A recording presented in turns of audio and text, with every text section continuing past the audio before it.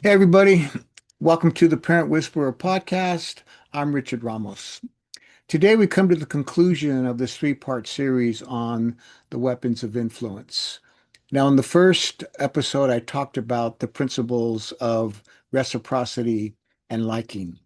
In the second episode, I talked about authority and social proof. In today's final episode in this series, I'm going to share the principles of consistency and commitment. This is a really powerful and interesting principle or weapon of influence, as Cialdini calls it.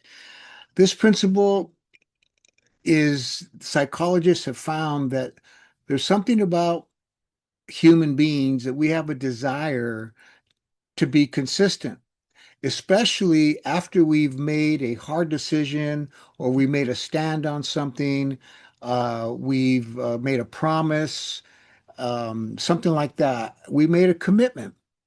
And once we've made that commitment, we want to be consistent. We want to be seen as somebody that's consistent, somebody that says what they mean what they say, that we follow through, we do whatever it is that we said we were going to do, people can count on it.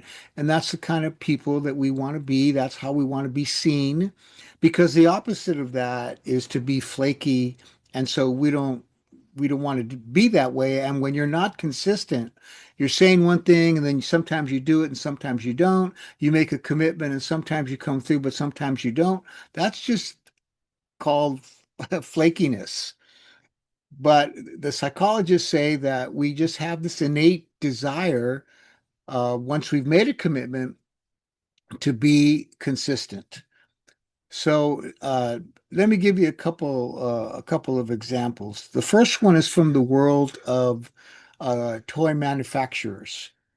Now, toy manufacturers, one of the problems they were having was once parents came for Christmas and, they made a lot of money, of course, and they spent all the money on the toys, whatever they were buying their kids, then they would have these slow months in January and February, March. Usually those were really slow months and they weren't making any money. So they had to figure out how, they didn't have to figure out how to get kids to want more toys. Kids want toys all the time, but they had to figure out how can we get parents to continue to buy toys in the off months. And so this is what they came up with. Um, they decided that what they would do was uh, create these great toys that kids would want. And then they would spend a lot of money on advertising on the Saturday morning cartoons. Of course, the kids would see those toys and then they would tell their parent, that's what I want for Christmas, and get their parents to commit to buying that toy. But here's what happened. When they went to the store, I don't know if this still happens. I mean, my kids are all grown. And so I'm not sure this still happens. Maybe it does, or you may have experienced this. So when they went to the store to buy that specific toy, the store would say, "Oh, we're out of that, but we have them on back order and they should be in the next couple of months." So what would parents do? Well, obviously they're there to buy Christmas toys, and so they would spend money on other toys for their kids. Now, Cialdini learned this because one Christmas, or not Christmas, after Christmas, I think it was in January, he said, or February. He went back to the store to see if they had the specific toy that his son really wanted because he wanted to keep his promise. But when he went there, he saw this same guy, one of his neighbors that he hardly ever saw. And yet there he was for the second year in a row in the same store with him, buying the same toy for his son. So, they just talked about it and they just laughed it off, the coincidence of it. Well, later on that day, Cialdini had a friend that he just happened to mention to him the coincidence. But this friend at one time had worked in the toy industry, and he said, that's not a coincidence. And Cialdini said, well, what do you mean? He said, well, let me ask you three questions. Number one, Did you promise your son that you would buy the toy? Yes. Secondly, when you went to buy the toy at the store, were they sold out? Yes. And again, so now he's got to spend more money to buy other toys for Christmas. And then finally, did the same thing happen the year before? And he said yes.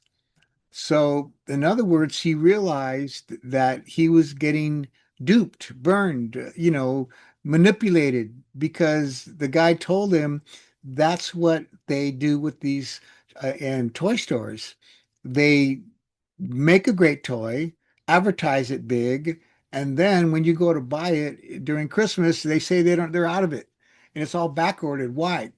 To bring parents back a couple of months later to spend money. And now they're making money not only in Christmas for all the toys that were bought, but also in the off months because now they go back to see, hey, you said it was coming in, hasn't come in yet. And when it does, they go buy it. So he's now that he found this out, he's mad and he's on his way to take the toy back. And his friend said, no, no, no, wait a minute, wait a minute. He said, did you promise your son that you were going to buy him the toy? And he said, yeah.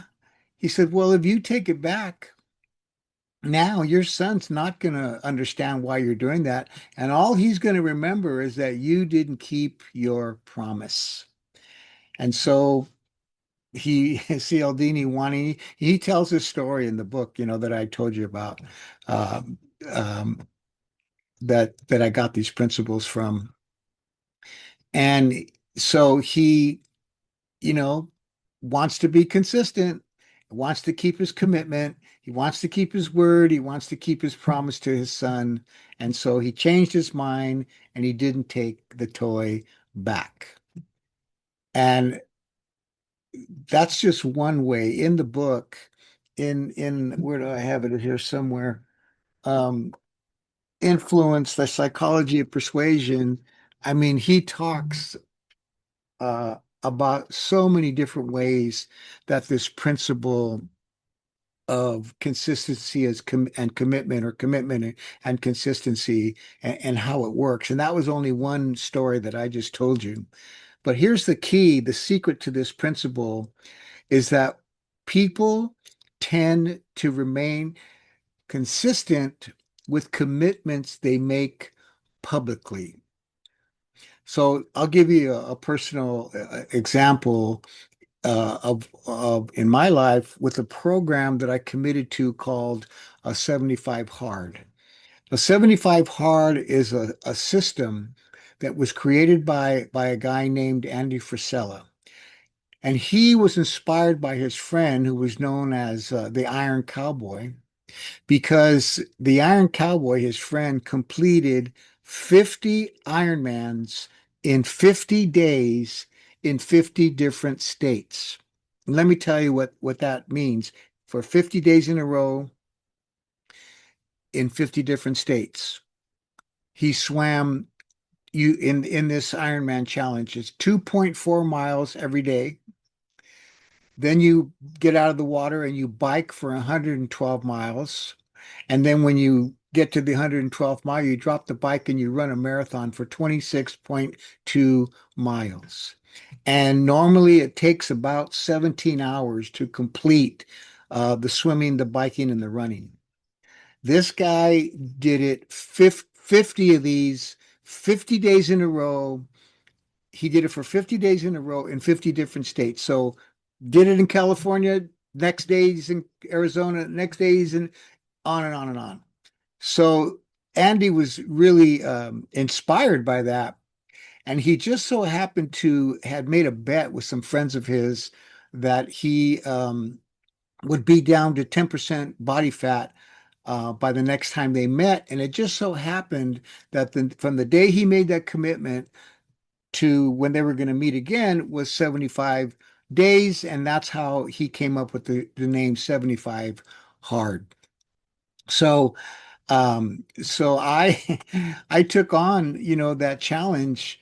Um, and I mean, it wasn't, let me tell you what this 75 hard is about. And the whole point of this story is about making a commitment and then being consistent in what you said you were going to do. So here's what is required in 75 hard for 75 straight days. You have to drink a gallon of water every day, take a picture of your body every day, do 10 minutes of daily inspirational reading, every day have a healthy eating decisions that you make. It's your choice. He doesn't give you any diet. It's just up to you to eat healthy. No alcohol, and two 45-minute workouts every day, one indoors and one outdoors.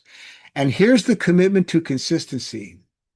If you miss any one of those six things at any time, you have to start all over again and go back to day one and start the 75 all over again. So I knew there was no way I was going to do that. And I also knew that the only way I was going to complete this challenge, this mental challenge that I wanted to take on for myself, was to make a public commitment with family and friends. And, I offered, hey, you want to join me? Nobody took me up on the offer. So I had to hold myself accountable for 75 straight days to be consistent in all six categories. And I did it. So that's the power again of this principle that when you make a commitment, you just want to be consistent. Human psychology. Now, how can we as parents tap into and use this principle to achieve a commitment of consistent behavior from our children? So here's a few suggestions. One thing you can do is create a written mission statement. And instead of saying, here's our family mission statement, guys, rather you sit down and you have a conversation. And one of the questions you ask that I did is what kind of family do we want to be? What kind of home do we want our friends to come to? What are we living for day to day? And you just have that conversation, you take notes, and then you have a written family mission statement that your children have helped you develop, and you ask them to be committed to it. It works. Another thing you can do is use the power of writing down personal goals. So you're having a conversation with your son or your daughter or all of them, if possible. Let's write down some goals, and you write down some goals with them. But there's something powerful about writing them down. Another thing that we can do is discuss the family committing to a community service project that they choose, that the kids choose. You can give them a number of options. We can do this over here, we can feed the homeless, or we can go and clean the streets or some graffiti somewhere, whatever it might be. And you discuss with them, as a family, let's commit a Saturday or whatever it is. And then you give them the options and they choose it and they make a commitment to it, and then we stay consistent to whatever it is that we agreed to. Another thing you could do is encourage them to make a commitment to help their friends that are less fortunate than they are. So that's just a few things you could do to tap into this powerful principle of commitment and then being consistent to the commitment that we made as a family. Now let's talk about scarcity. Now, scarcity, I think this is something that most of us are familiar with. Though we may not know it by that name, scarcity, but that's what Cialdini calls it because it's a powerful thing. And what it's based on, the principle of scarcity is built on the idea of what's known today in social media as FOMO, fear of missing out. That's what the scarcity principle is based on, built on.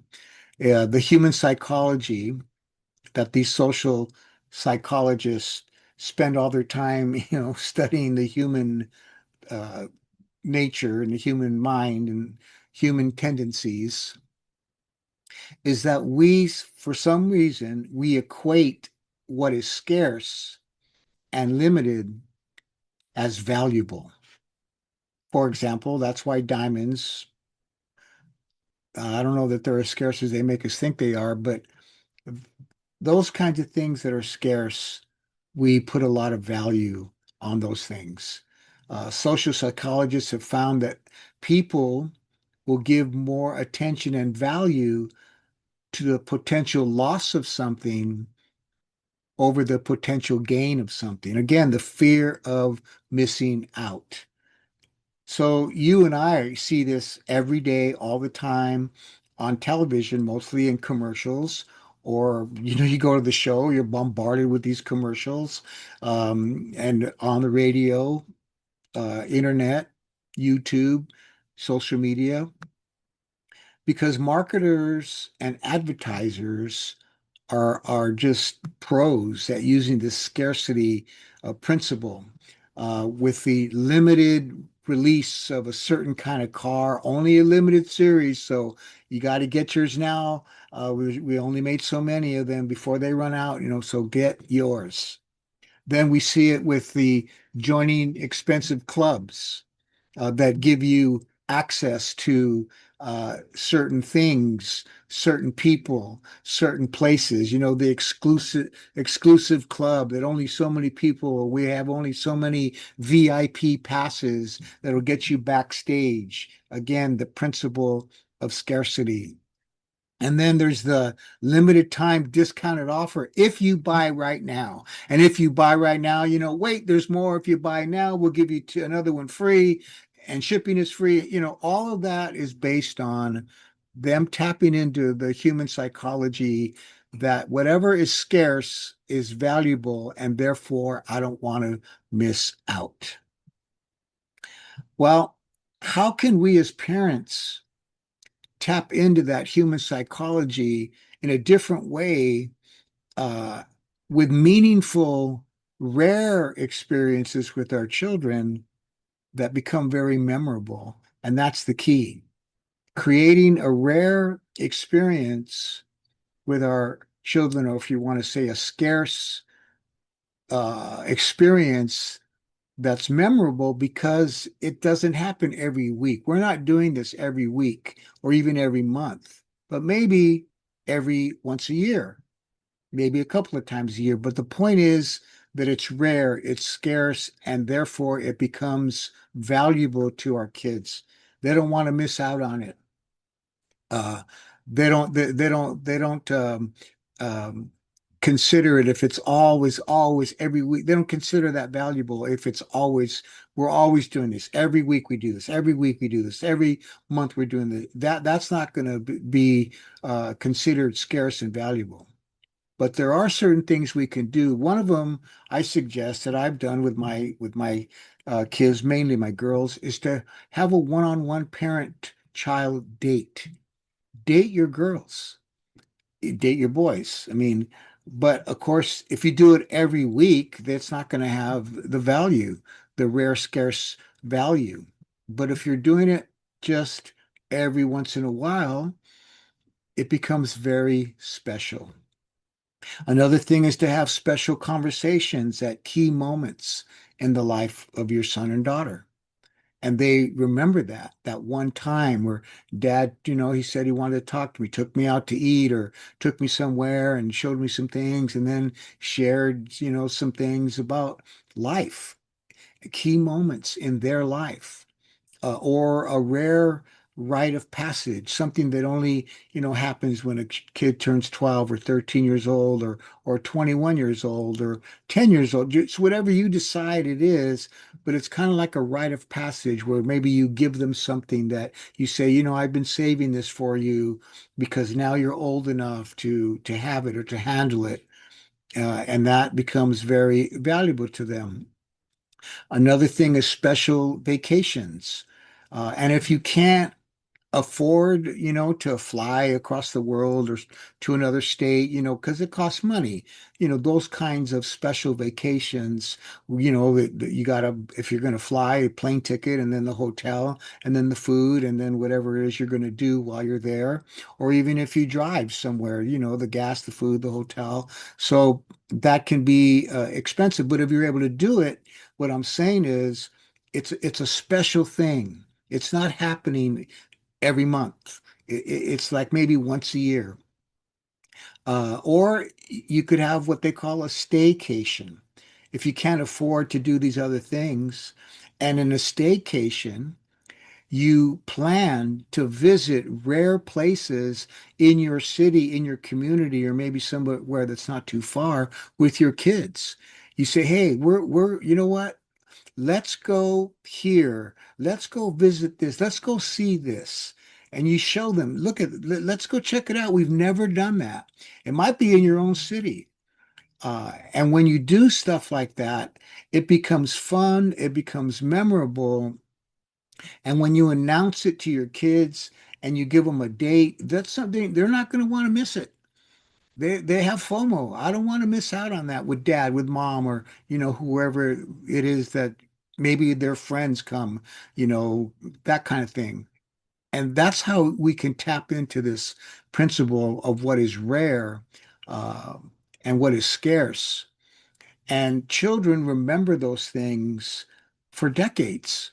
I mean, my kids remember, when they were little, every Christmas holiday after Christmas morning, when we'd open presents, we'd take off to the mountains and spend the week in the snow up there, just, doing all the things you do in the snow with the bobsledding and just having a great time, the fireplace, playing games together. And it was just us. They remember that. And then one time we were fortunate enough, all of us, five kids, two adults, we all went to Hawaii for a week. Again, rare. I mean, that's not something we can afford to do, probably even yearly. But again, that's what I'm talking about, um, because um, scarcity creates significance. That rare date with your daughter, that rare rite of passage, that rare outing that you had with your kids, that rare vacation, the whatever it might be, that's how we can tap into using these powerful principles of human psychology to win, which is what this lessons are all about, uh, and influence our children. Because remember, mom and dad, in concluding this series, you are in the best position, really, to influence your children. And I've shared these principles, these weapons of influence with you. Number one, to educate you to be aware of how these things can manipulate us into buying things, doing things, committing to things that maybe we really didn't want to, but we got, manipulated by these different kinds of influences that I've talked about. But because they are effective, because I know they work, of course they work. I said, okay, well then how can we use those same principles that, marketers and advertisers and pharmaceutical companies and all the rest of it, toy stores, car dealerships, trying to manipulate us into buying things that we maybe don't even really want or need. But because of the power of them, let's take those things and let's use them to tap into the heart and the mind and the loyalty of our children. Because our children are being bombarded by these weapons of influence constantly, daily, weekly, monthly, year by year by year. So, parents, mom and dad, listen, we cannot eliminate the competing voices. It's impossible. We can't eliminate them. But here's what we can do. we can become the most trusted voice. And that is where it's all about. And when we apply these principles in love, wisdom, and consistency, we don't just manage our children and manage their behavior, but we win something much more important, and that is their heart, that is their mind, and that is the gift of loyalty that they choose to commit to you, and therefore they are consistent in that commitment of loyalty to you, their parents, and to the family values that you have taught them. I'm Richard Ramos, and you've been listening to the Parent Whisperer podcast. I'd really appreciate it if you would like these episodes, subscribe to the podcast, and share these episodes with friends and family that you may know that it would help them. These principles would help them. Maybe they're struggling with their children in one way or one relationship or another. And also, I want to invite you. You can go to my website. My books are there. My online courses are there. There's some free resources there. I invite you to go there, download those things, take advantage of them in your relationship with your children. And of course, as always, remember, mom and dad, Parents on a Mission is not for bad parents. It's for good parents like you who just want to get better. See you next time.